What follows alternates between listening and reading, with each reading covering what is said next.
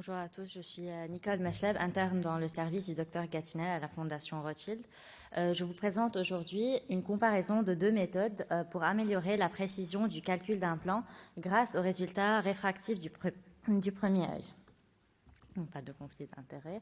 Je remercie le docteur de Bellemanière, le docteur Saad et le docteur Gatinel qui ont élaboré la formule Pearl DGS et les docteurs Gauvin et Wallerstein. Donc, l'objectif de notre étude était de comparer la précision de prédiction du deuxième œil en intégrant d'une part le LP parfait, la position parfaite d'un plan du premier œil dans les prédicteurs de la formule du deuxième œil, en plus des paramètres biométriques utilisés, et de comparer une autre méthode qui est les facteurs de correction fixes, donc un pourcentage de l'erreur du premier œil qu'on applique pour corriger la précision de prédiction du deuxième œil.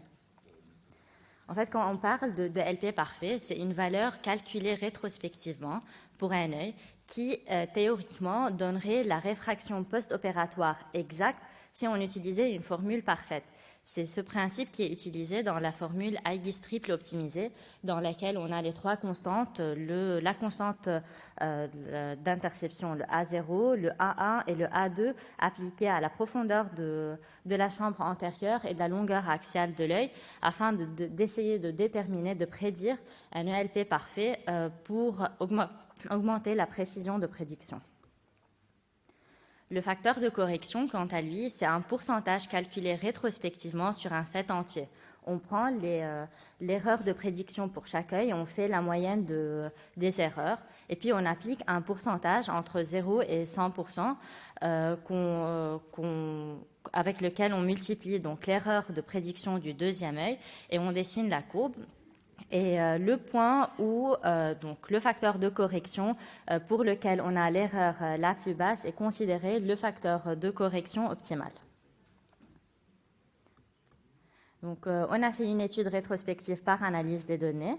On a utilisé deux sets, donc le set d'entraînement afin d'entraîner les formules. La première, on a eu donc deux formules optimisées, la Pearl LP et le IGIS LP. Ainsi, on a une formule IGIS quadruple optimisée en rajoutant une quatrième constante liée à l'ELP du premier œil. Et la Pearl LP où on a rajouté la LP rétrocalculée contralatérale et on a pris en considération également la différence de longueur axiale et de rayon de courbure antérieure entre les deux yeux. On a également déterminé les facteurs de correction. On a eu donc trois formules, IGIS et Barrett et Pearl. On n'a pas pu faire la première méthode pour la formule de Barrett vu que la formule n'est pas publiée. Après, on a essayé d'évaluer la précision de ces différentes en fait, optimisations, ces 5 plutôt. Et déjà, ce qu'on a eu, le facteur de correction qui est sorti dans les trois formules était à 60%, en plus des deux formules, le Pearl LP et le IGIS LP. On a pu démontrer qu'en utilisant n'importe lesquelles des 5 optimisations, on a une amélioration significative de la précision de prédiction du deuxième œil. Et si on compare entre l'ECF, la méthode du facteur de correction, et la LP, la position parfaite de l'implant, on a une différence significative dans le IGIS avec un léger avantage de la IGIS CF par rapport à la LP et pas de différence significative dans la Pearl. Donc, ce qu'on a pu faire avec cette optimisation, on a amélioré la précision de prédiction autour de 0,5 dioptries en passant de 82 à peu près à 92%. Et ce qui est très intéressant, c'est qu'on a pu diminuer de 50% l'erreur de plus de 0,75 dioptries dans les trois formules. Ceci dit, cette optimisation ne peut pas être appliquée à tous les yeux.